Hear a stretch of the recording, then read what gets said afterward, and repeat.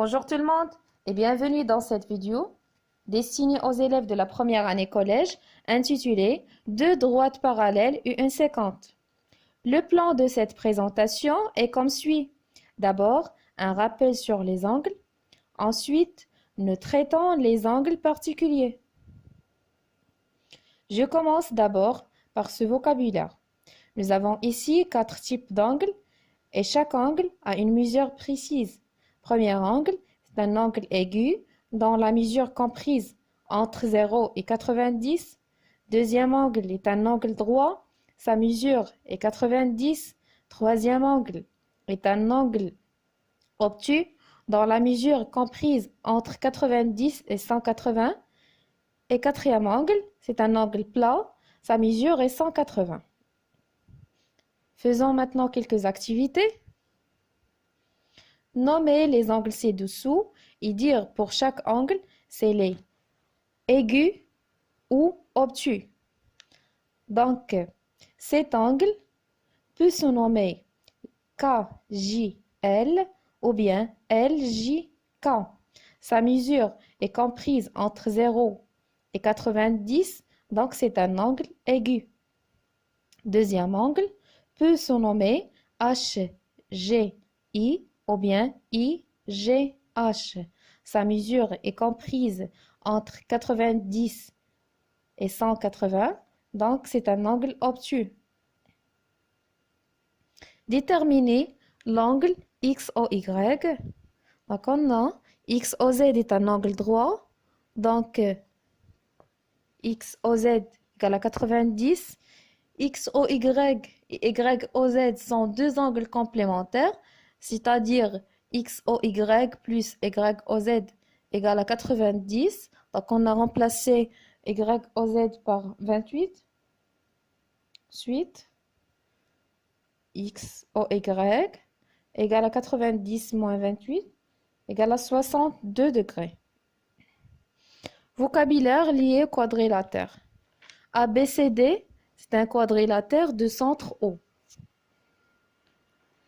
A, B, C et D sont les sommets. ABCD, BCDA, BADC sont des noms possibles de ce quadrilatère. AB, BC, CD et DA sont les côtés de ce quadrilatère. BD, AC sont les diagonales de ce quadrilatère. O est le centre de ce quadrilatère. ADC, BAD, ABC et BCD sont les les angles. A et C sont les sommets opposés, c'est-à-dire en face. DA et BC sont des côtés opposés. DAB et BCD sont des angles opposés. B et C sont des sommets consécutifs, c'est-à-dire qui se suivent. CD et DA sont des côtés consécutifs. DAB et BAC sont des angles consécutifs.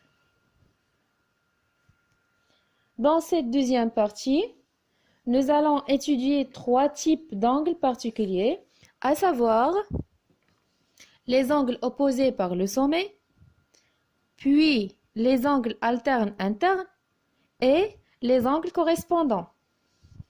Angles opposés par le sommet. Dans cette figure, nous avons deux droites séquentes qui forment 4 angles. Chaque deux angles ayant la même couleur, on les appelle des angles opposés par le sommet.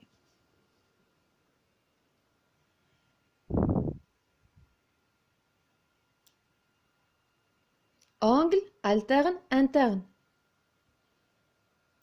Alors, tout d'abord, pour avoir des angles alternes internes, il nous faut deux droites parallèles D1 et D2 et troisième droite D qui coupe les deux. La droite D coupe la droite D1 et D2. Elle est donc une séquente avec ces deux droites. Alors, l'intersection de la droite D avec la droite D1 forme 4 angles que voici. De même, l'intersection de la droite D avec la droite D2 forme également 4 angles. Nous allons prendre en compte ces deux angles que je mets en rouge.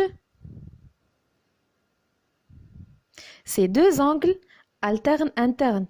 Et nous allons voir comment les reconnaître.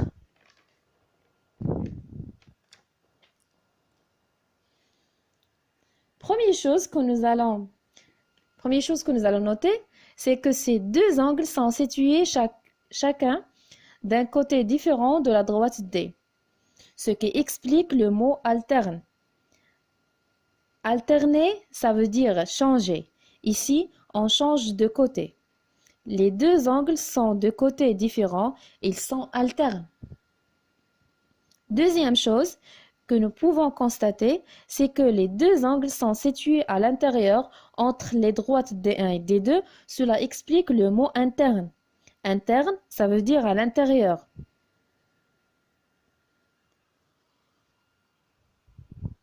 De même, ces deux angles sont des angles alternes internes.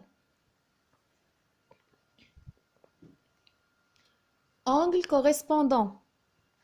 À chaque fois que deux droites sont coupées par une séquente, 4 paires d'angles correspondants apparaissent. Pour les trouver facilement, il faut connaître les trois caractéristiques à tous les paires des angles correspondants. Première caractéristique, deux angles correspondants sont toujours de même côté de la séquente, soit tous les deux à gauche, soit tous les deux à droite. Ensuite, deux angles correspondants ont toujours des sommets différents. C'est la deuxième caractéristique. Sur ce schéma, il n'y a que deux sommets possibles, ici et ici. Pour que deux angles soient correspondants, il faut donc que l'un se trouve en haut et l'autre en bas. Troisième caractéristique, deux angles sont correspondants si l'un se trouve à l'intérieur du deux droites coupées par la séquente, tandis que l'autre se trouve à l'extérieur du deux droites. Voici deux angles correspondants. Les deux angles sont du même côté de la séquente.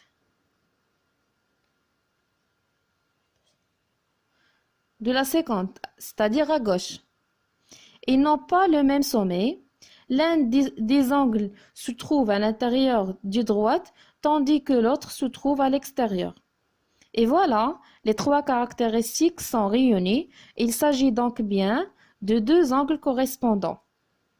Et il y a trois autres paires d'angles correspondants.